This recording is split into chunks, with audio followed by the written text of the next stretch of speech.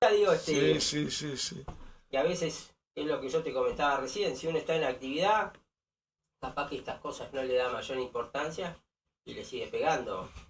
Me acuerdo que cuando yo iba al juzgado, claro, a veces de tanto hablar me daban acceso de tos y enseguida la funcionaria venía y me traía un vasito de agua o alguna pastilla. Pero bueno, así estábamos. Pero bueno, vamos marchando. A pesar de que en las ligas europeas existe un receso, porque realmente están en un periodo donde algunos equipos todavía están de vacaciones, algunos están haciendo pretemporada, algunos están haciendo alguna gira, algunos partidos amistosos, ¿viste? Pero el fútbol no para, no para de noticias. Y yo pensaba arrancar de otra manera. Dígame. Pero la noticia del día, A ver. yo creo que acá en el Río de la Plata, sobre todo para esta zona donde tanto nos importa el fútbol argentino, que hay tanta gente de Boca, de River y demás, Sí. es la eliminación de Boca anoche por la Copa Argentina. Un partido relativamente parejo, pero donde Boca no encontró un equipo. Atlético de Tucumán a la larga yo creo que ganó bien, porque le hizo un gol a los 65 minutos, otro a los 75, y Cavani hizo el gol de descuento pasada la hora de los 90. Pero, bueno, ahora yo estaba escuchando, ahora dicen que Miguel Russo no es el técnico para este momento de Boca. Ya lo quiero pelar. Pero hace 2 semanas decía, este es el técnico para Boca, porque Miguel lo que va a hacer es arreglar los temas de vestuario. Escuché eso, sí, que como ya lo quiere sacar. Lo que yo veo, por ejemplo, es que Russo ha pedido que trajeran a Braida de San Lorenzo, un jugador que él en San Lorenzo le tenía mucha confianza y normalmente era titular. En Boca no se ha encontrado mucho. Le ha dado confianza a Alan Velasco, este jugador que yo te decía que salió 10 millones de dólares. Cierto. Y no rinde, pobre muchacho. Tiene creo que 22 años, pobre muchacho, no No ha vendido rinde. nada. Nada. Es decir, si vos comprás un jugador, no es todo plata, pero vos comprás un jugador de 500.000 dólares y bueno, está.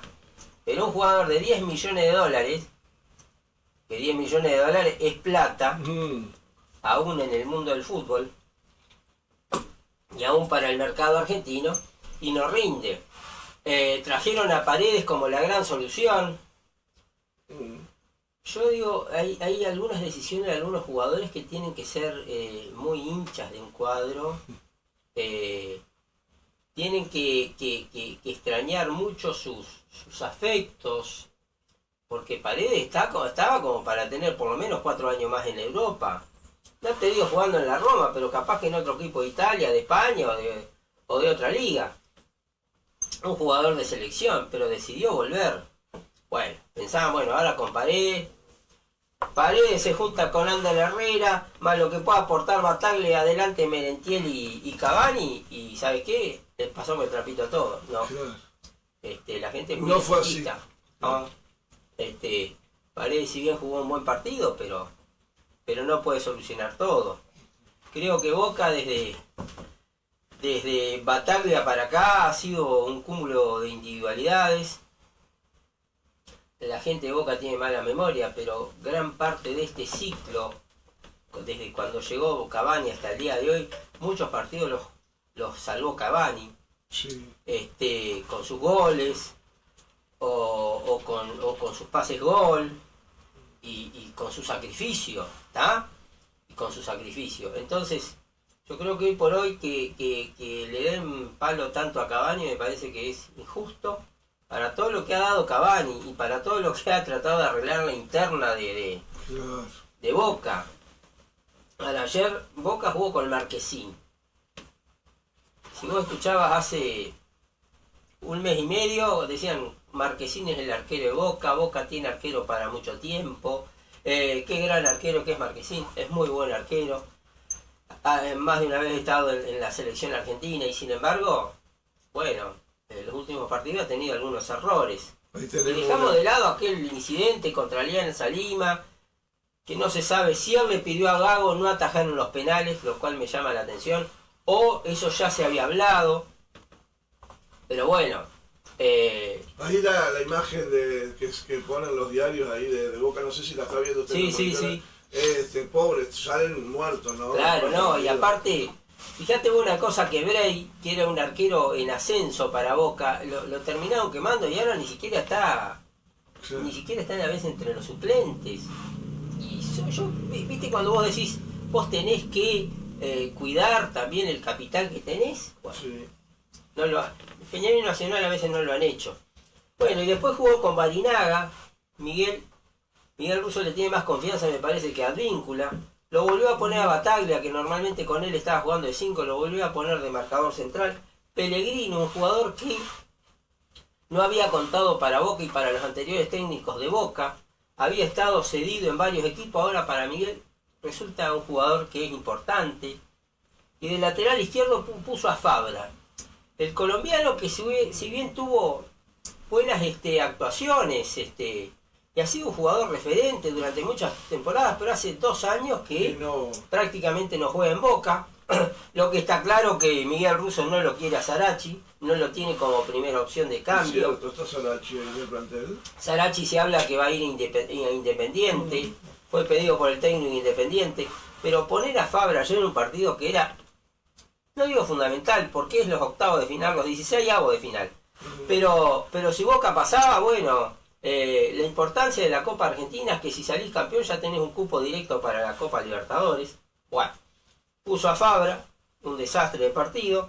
Y después jugó con Alan Velasco, Alarcón, el chileno, Paredes y Braida. Braida es lo que yo te decía, un jugador de la confianza de Miguel Russo. Velasco, que pobre muchacho, no ha tenido un solo partido bueno, porque aunque vos digas, bueno, sí, un partido más o menos.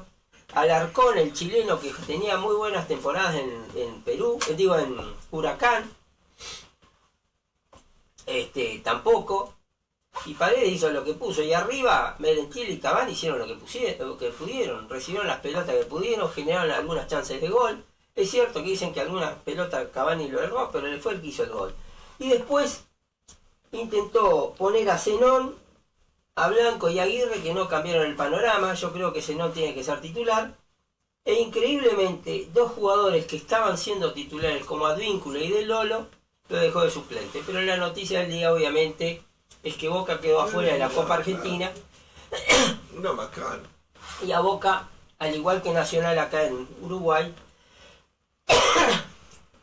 la única chance que tiene para salvar el año es ganar el torneo Clausura y clasificar a la Copa Libertadores. Y Nacional acá en el Uruguay está más o menos por el estilo que Boca. Es decir, lo que te queda, querido, es ganar la apertura, pelear el campeonato uruguayo y clasificar a la Copa Libertadores. Está clarísimo. Así que bueno, vamos a retomar un poco lo que pensaba arrancar. Dele confianza. Hay muchas noticias. Por ejemplo, Keylor Navas rescindió con Newell's Old Boys de Rosario.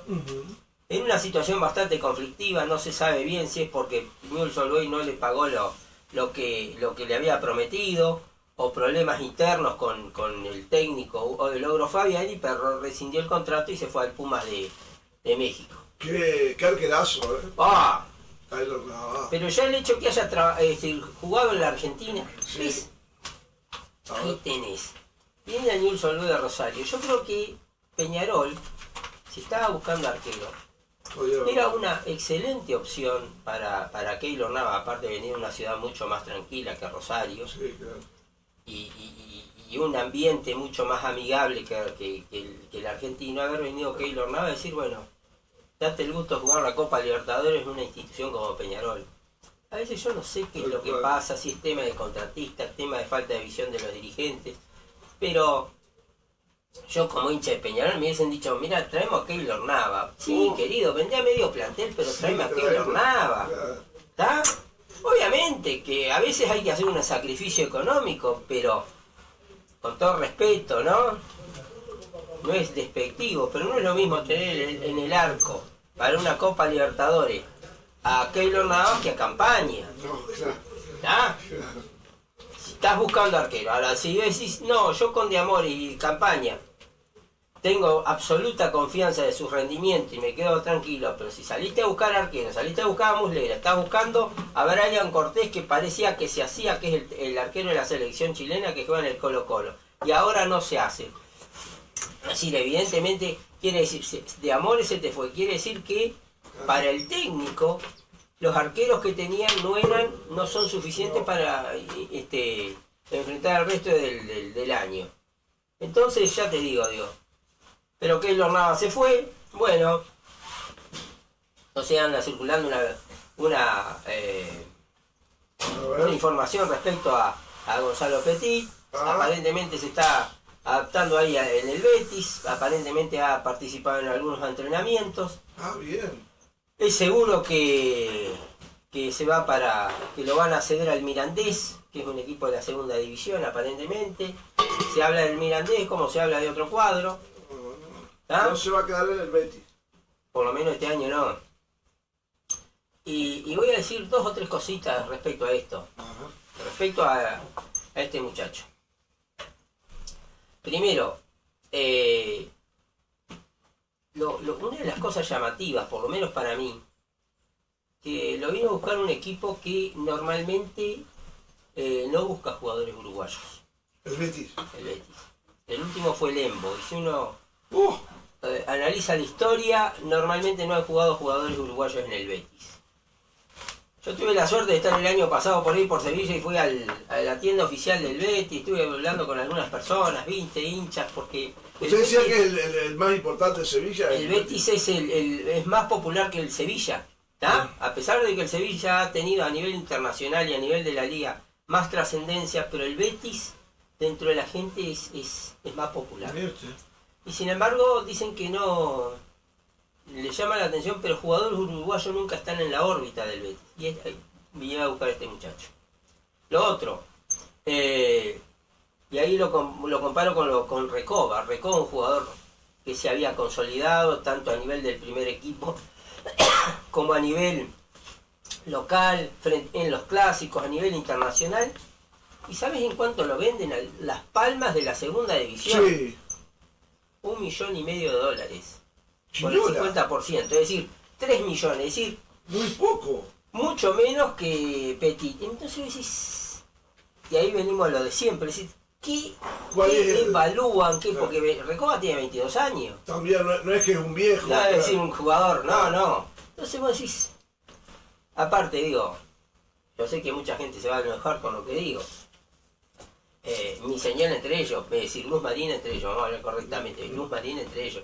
Pero a ver, no hay relación para un jugador que no ha rendido en la selección uruguaya sub-17, no ha rendido en la selección uruguaya sub-20.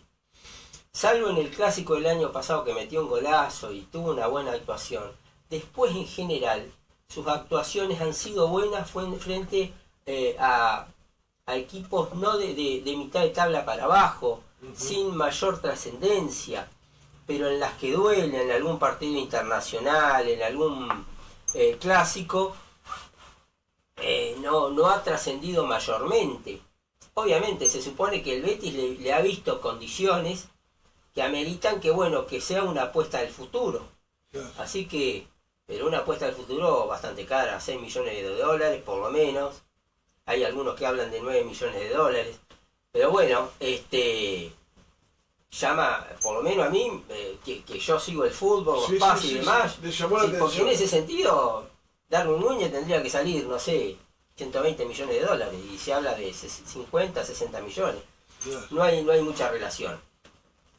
Creo que yo a la larga me parece que a este muchacho lo van a reposicionar. Yo creo que no es un 9 de área.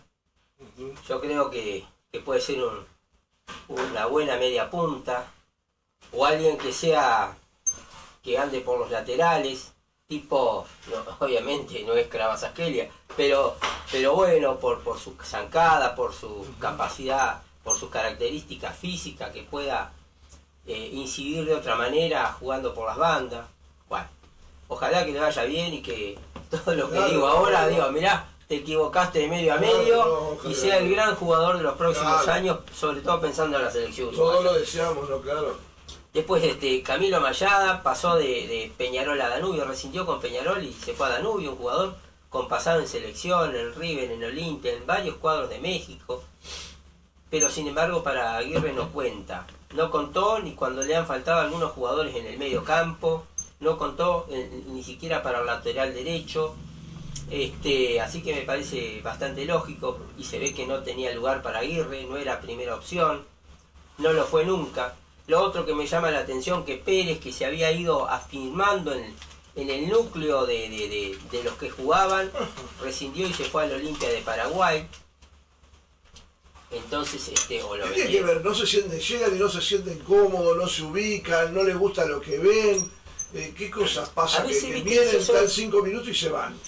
A veces son temas yo creo que para mí, vamos a ponerle genéricamente el entorno. El entorno. El entorno que le dije, mira, acá en Peñarol no vas a jugar, más vale, yo necesito que te muestres. Te llevo al Olimpia de Paraguay, o te llevo aquí, o te llevo allá. Pero Pérez es un jugador joven, es decir, que podía haber esperado su oportunidad, así como lo hizo Ignacio Sosa, que esperó su oportunidad, que estaba casi con la puerta de salida de Peñarol al principio de año, y hoy por hoy es un indiscutible de Peñarol. Sí. Se fue Damián García, Dalia se lesionó, y Aguirre lo fue poniendo y el muchacho fue respondiendo. Estamos hablando de un jugador de 21 años, claro, campeón con la selección uruguaya sub-20, campeón mundial, y fue respondiendo. Y esa dupla que en determinado momento hizo Aguirre con Ignacio Sosa y con Pérez, yo creo que dio buenos resultados, sobre todo en la primera parte de la Copa Libertadores. Algunos dirán, bueno, sí, pero Peñarol empezó a mejorar el mediocampo junto con Remedi. Sí, claro. Pero de todas maneras, Pérez había demostrado buenas actuaciones. Tal vez incidió que la vuelta de Trindade, un jugador que a Peñarol siempre le ha dado resultados y que probablemente Aguirre lo tenga como titular o como una buena opción para jugar en el mediocampo. Y este muchacho o su entorno empezaron a ver que estaba quedando para atrás. Claro. Eso mismo le puede haber pasado a Mayada y dice, bueno, rescindo. Bueno, ya Mayada anda en 33 años, tal vez claro, sí, es más también tiene más lógica. Y después también en Peñarol se da la vuelta de Arezzo. Y como consecuencia de la vuelta de Arezzo, se habla que Avenatti, un jugador que fue subcampeón en el 2013 con la selección sub-20 de Uruguay en Turquía, con pasado en muchos clubes de Italia, de la segunda y tercera división, bueno, algún equipo de primera, creo que el Bologna, pero aparentemente va a rescindir contrato y se va a ir a Boston River. Y acá va una reflexión. Yo creo que Avenatti le podía aportar cosas a Peñarol que otros jugadores no, es decir, el buen juego, porque a pesar de ser un muchacho alto, sí, tiene buen físico, pero muy bueno para pivotear, bajar pelotas, ganar cabezazos. Yo creo que en Peñarol no ha tenido las oportunidades suficientes como para demostrar su potencial. Otro que veo que ha quedado muy atrás en Peñarol es Machado, que Aguirre lo quiso para Peñarol viniendo de Miramar Misiones como una opción importante para la delantera, y yo veo que cada vez está perdiendo más terreno. Si bien ha tenido algunos partidos más o menos buenos, pero uno ve que bueno, que los otros días en un partido, creo que era por el campeonato uruguayo, contra Nacional, por el torneo intermedio, en vez de decir, bueno, me la juego por Machado, lo puso a Terán como número 9 o como un poco más adelantado.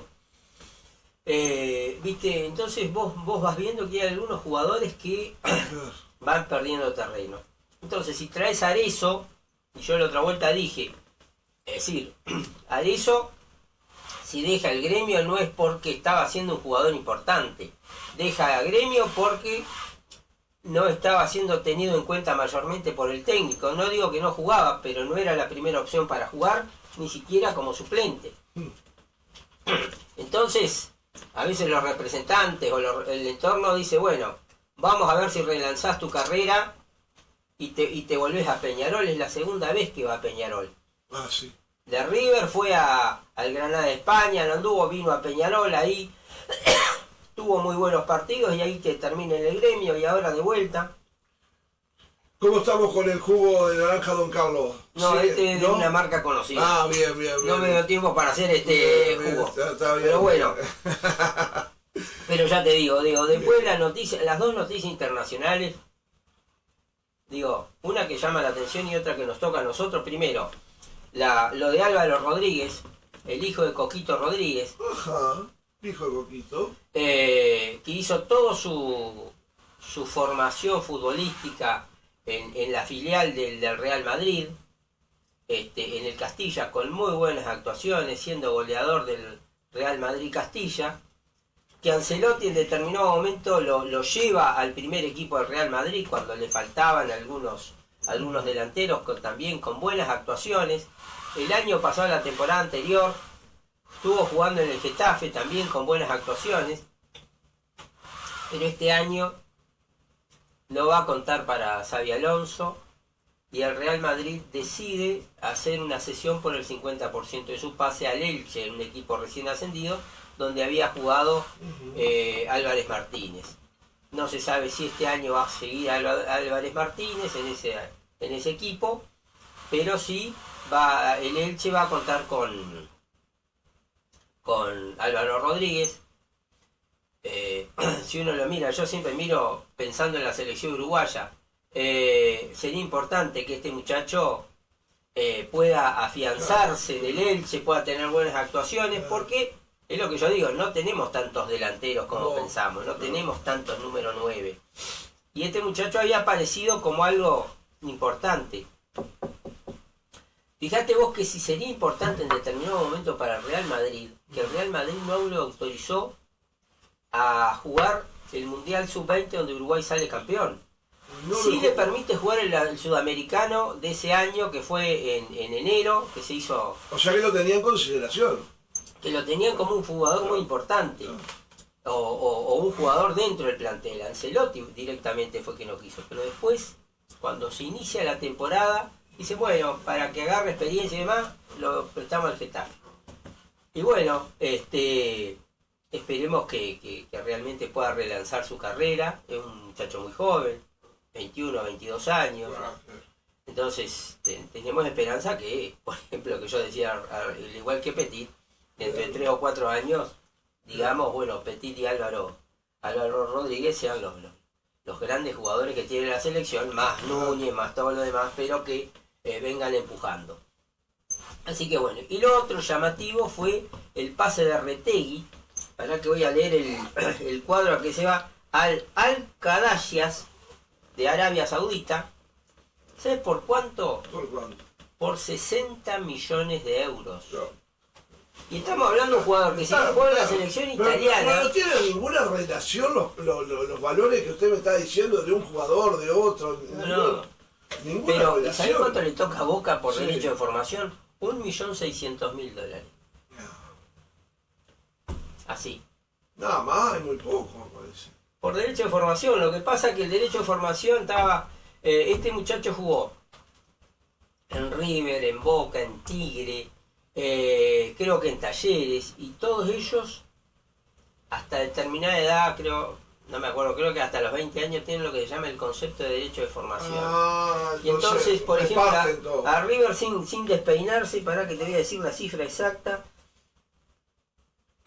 creo que a River le tocan, pero sin despeinarse, y mirá que Retegui jugó muy poco, creo que $400.000. Claro, está. A Talleres le tocan 400.000, claro, pero a Boca le tocan 1.600.000, claro. Pero no te olvides que este muchacho, Boca, la administración de Riquelme, no lo consideró a Retegui. Era jugador de Boca y lo cede a Tigre. Y estando en Tigre lo viene a buscar el Atalanta de Italia, que lo compra, no me acuerdo, creo que fue por 5 millones de euros. Y ahora, 60 millones. Increíble. Y él decide, porque él tiene nacionalidad italiana, él decide jugar en la selección italiana viendo que no tenía espacio en la selección argentina. Va a pasar a ganar 2 millones de euros por mes. Un detalle. Algo así como lo que facturamos en el canal acá. Sí, algo así, sí, un detalle. Bueno, después lamentablemente los otros días no voy a hablar de una fecha, porque los otros días hablamos de cómo andamos de tiempo. Tenemos 10, 15 minutos. Bueno, vamos a ver si aceleramos. El 16 de julio es una fecha que yo creo que tendría que ser fecha patria, el Maracanazo.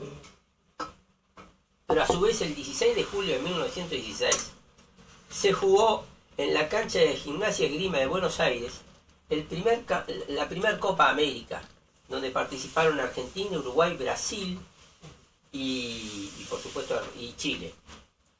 Dentro de las curiosidades que hubo en ese campeonato es que Chile denunció la inclusión de un jugador extranjero por parte de Uruguay porque decía que era africano, que se llamaba Isabelino Gradín, más uruguayo que el mate, pero para los chilenos dicen, no, este es un negro de África. Bueno, Uruguay pudo comprobar y demostrar que él era nacido acá en el Uruguay, que era uruguayo, que a la postre fue el mejor jugador del torneo.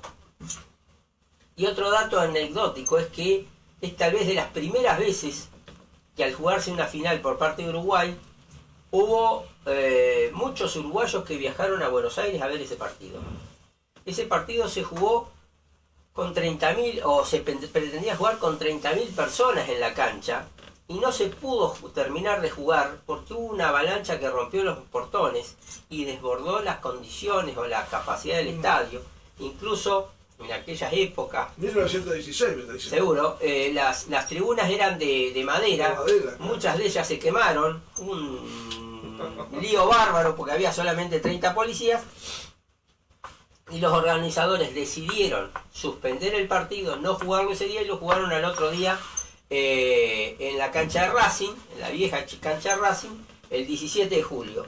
Y ahí Uruguay sale campeón, le gana a Argentina, porque el resultado había sido 0-0 y por puntos Uruguay salió campeón, y donde Isabelino Gradín fue la figura del campeonato y fue designado. Ganamos la primera Copa América. Ganamos la primera Copa América, y el 9 de julio es que nace lo que hoy conocemos como la Conmebol. En aquel momento se llamó Confederación Sudamericana de Fútbol. Ahora se llama Conmebol. Así que bueno, bien. El 16 de julio también, o el 17 también tendría que ser recordado porque sin duda Uruguay por primera vez, y sobre todo de visitante, sale campeón. Voy a decir una cosita del Chelsea, porque hablamos poco. El Chelsea no fue tal vez el mejor equipo del campeonato de clubes. Está hablando del campeón del campeonato de clubes, ¿no? Claro, pero supo jugar todos los partidos. Supo planificar los partidos, supo plantear los partidos. Tal vez el juego en algún caso del Botafogo, del Fluminense, Flamengo, o ni que hablar del PSG o del Bayern Múnich, impresionaba más para el espectador. Pero lo que tiene el Chelsea que fue muy efectivo.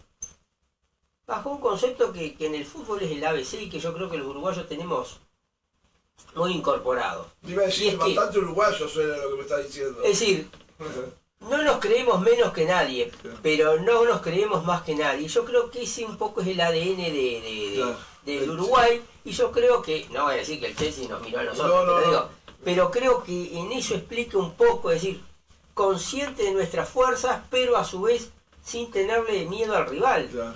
Y obviamente, tácticamente, atacar los puntos fundamentales del juego, de cómo se movía el PSG. Parar a Hakimi, parar a Nuno Méndez, parar ese medio campo extraordinario que tiene el PSG, que es Vitinha y Ruiz, acompañado del otro mediocampista que ahora no me acuerdo, pero digo, y tratar de evitar que Hakimi subiera como sube y que haga esas diagonales que capaz que a veces un lateral normalmente va por la punta y tira el centro o trata de tirar un centro atrás. No, Hakimi iba a decir hacía diagonal constantemente y capaz que aparecía por la parte izquierda del ataque.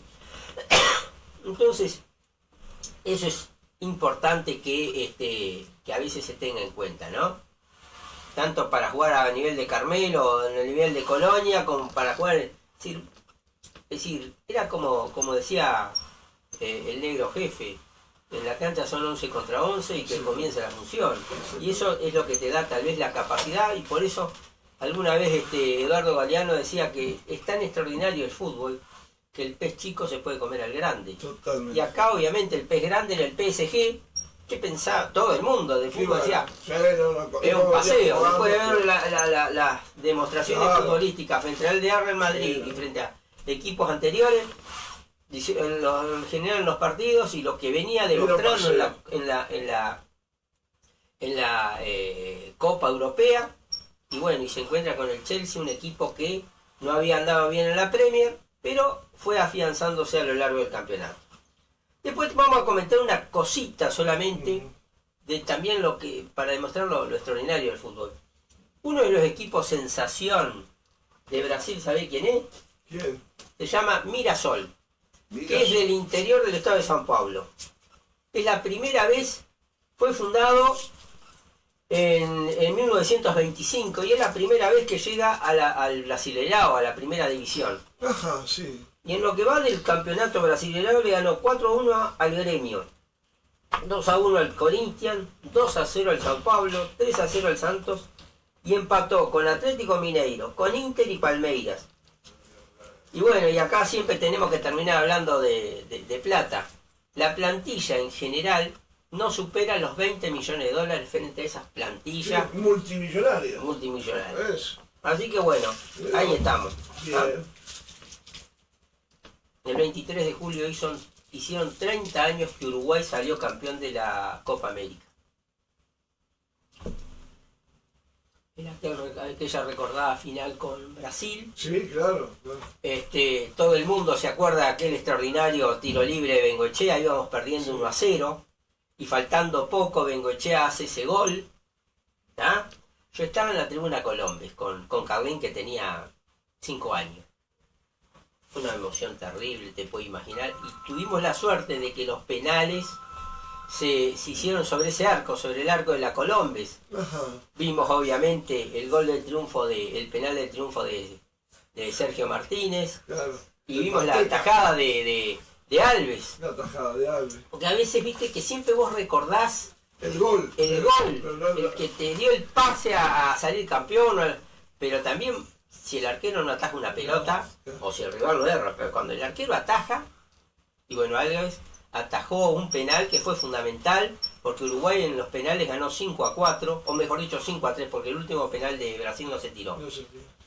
Pero un equipo que era muy bueno, dirigido por Pichón Núñez, donde le ganó a Venezuela 4-1 el primer partido, en fase de grupo, le ganó a Paraguay 1-0, empató con México 1-1, después los cuartos de final jugó contra Bolivia, que le ganó 2-1, pero no es esta Bolivia, era la Bolivia que había clasificado el Mundial del 94, con el Diablo Echeverri, Valdivieso, con Soria, con Melgar, con grandes jugadores de Bolivia. Era una selección temible, aún jugando en el llano, y Uruguay le gana 2-1. Sí, señor.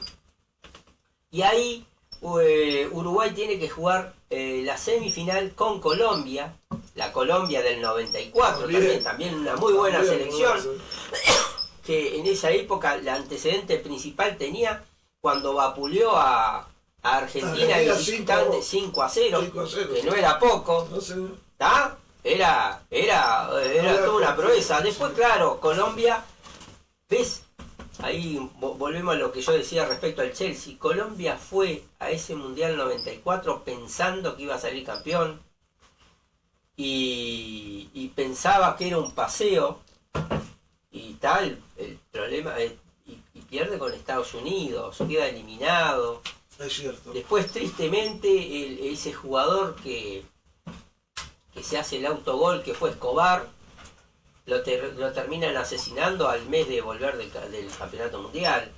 ¿Viste? Esas cosas, pero digo, pero Uruguay no es que llegaba acá, no. Jugó contra la Bolivia del 94, una muy buena selección, una selección que a nosotros nos complicaba mucho. Esa selección de Colombia iba a la final con Brasil, donde tenía grandes jugadores, entre otros casos Sabio, Bebeto, y bueno, y el arquero era Tafarel, que era de los mejores del mundo. Sin duda uno de los mejores arqueros del mundo. Y bueno, acá ya tenemos invitados. Sí, sí. ¿Qué tal? ¿Cómo estamos? Y bueno, y esa selección que básicamente estaba formada por Alves, el lateral derecho era Méndez, Herrera, Moas jugando de defensa, y el lateral izquierdo era Tabaré Silva o Adinolfi, jugaba Dorta, Gutiérrez, que fue técnico de Nacional, Francescoli, Sergio Martínez, Otero, Fonseca, el padre de estos chiquilines que están jugando al fútbol, Fonseca. Bueno, pero eso fue una de las grandes cosas. No se olviden que Uruguay ya empezaba a ser vapuleado, no le fue bien en el 90, quedó eliminado en el Mundial de Estados Unidos, donde hubo un periodo, obviamente hay mucha gente que me discute esto, pero el periodo que estuvo Cubilla al frente de la selección fue lamentable, fue un fracaso porque no clasificó, es decir, no estuvimos bien en las Copas de América del 91, del 93, quedamos eliminados del Mundial del 94, y van a buscar a Pichón Núñez, que era técnico en España, de los pocos técnicos uruguayos que a lo largo de la historia dirigió distintos equipos, y lo traen, y realmente forma esta selección, obviamente con muy buenos jugadores, pero sacó de alguna manera ese concepto que decían, repatriados no. No, los de fuera no. Claro, discúlpeme lo que voy a decir, pero había habido cambio de gobierno. Sí. Tiene un dato menor. No es un dato. El gobierno del Partido Nacional no quería gente que viniera de afuera. Es cierto. Para eso apostó a Cubilla bajo una concepción bastante política de la cosa. Y sin embargo, cuando entra Sanguinetti como presidente, hombre de fútbol, toma otra es decir, el gobierno toma otra decisión, otra visión sobre cómo se tenía que manejar el fútbol, y bueno, con más libertad por parte de los dirigentes de la Asociación Uruguaya de Fútbol, dijeron, bueno, el técnico adecuado es Pichón Núñez. Y ahí lo trajeron, y ahí se afianzó, y ahí se formó un equipo que se destacó. Acuérdense que a raíz de esos, en ese campeonato es que se arregla el estadio Artigas de Paysandú, la cancha, el estadio de Rivera, y bueno, y el estadio de Maldonado, ¿no? Porque se jugaron varios partidos en esos lugares, incluso Brasil y Argentina jugaron un partido fundamental de cuarto de final allá justamente en Rivera. Así que bueno, la Copa América también nos dejó esos estadios arreglados y todo con vistas a este campeonato. Así que bueno, no sé cómo estamos. No, ya estamos. Bueno, la última informacioncita de este fin de semana, ¿qué se puede ver este fin de semana? Y este fin de semana, bueno, yo les diría que miran el campeonato argentino, que es el que está, ya se han jugado 2 fechas. Bueno, yo estoy mirando de todo, ¿no? Sí. Pero todo lo que anda fútbol por ahí me prendo. Hay muchos partidos amistosos de distintos equipos que a veces pasan. Y si no, la segunda división profesional de acá de Uruguay, que está muy interesante, donde hay equipos como Tacuarembó, como Albion y como Oriental de La Paz, que de alguna manera se están destacando. Pero igual en la segunda división está todo muy parejo, ¿tá? Es decir, La Luz, que venía bastante mal, los otros días le gana con claridad a Rentistas. Bueno, yo creo que está todo muy parejo.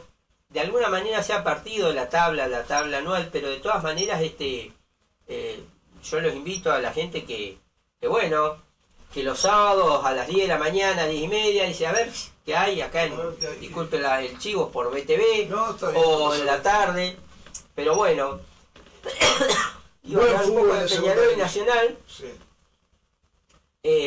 Nacional ahora perdió al lateral izquierdo Báez, que se va a Talleres, a Recoba. Es decir, que el equipo base que de alguna manera había tenido en la primera parte del año, de alguna manera lo está perdiendo, ya no tiene Vargas. Ayer miré una información que ponían con bombos y platillos que Maxi Gómez había hecho 2 goles. Pero pará, querido, es un partido amistoso contra Paysandú. Pará, viejo. Si vos me dijiste, no, hicimos un amistoso contra el Bayern Múnich, contra los suplentes del Bayern Múnich, y metiste 2 goles, vos decís, pero pará. No, bueno, vamos a ver, ojalá que... Claro, ojalá funcione. Pero a mí lo que me llama la atención es cómo Nacional, obviamente, necesitaba tener una buena segunda temporada, de segunda mitad del año, haya ido perdiendo. Ahora se habla también de Oliva, que ha sido fundamental como número 5. Entonces Bien. después te hablan, sí, porque vamos a traer a fulano, mengano, sí, pero ¿por qué no mantuviste? ¿Por qué no lo dejaste a Petit, un jugador promisorio? ¿Por qué no lo mantuviste a Recoba? Capaz que a Recoba no lo podías mantener. Pero, y ahora te dicen que van a traer lateral aquí, lateral allá. Bien. Pero, viste, bueno, y Peñarol, ya te digo, Arezzo, Gularte en la defensa, Trindade, y estaban en busca de un arquero. Me llama la atención de Peñarol que no haya ido en busca de Chiquito Romero. También. ¿Está? Y que lo que hablábamos hace un rato, Keylor Navas, pero Keylor. Peñarol tiene otras perspectivas, está pensando en Racing. Sí. Y me parece muy bien. Que no es un dato menor. Veamos. Racing ha perdido a algunos jugadores, ha retenido a Maravilla Martínez, pero por otro lado ha perdido a Salas, Sí. que para Racing era muy importante. Para nosotros de Peñarol, bueno, mejor que no esté Salas, porque los jugadores que ha traído no son, no digo de categoría como Salas, pero no son de las mismas características. Vamos Así que, a ver bueno, otros. muchas gracias y bueno, y hasta la... Que se mejore. Y bueno, Que vuelva con el jugo Don Carlos. para una cosita nomás, solamente para dato. ¿Sabés cuánto llega gastado los equipos de la Premier League, es decir, los de Sí. Inglaterra? Es una locura.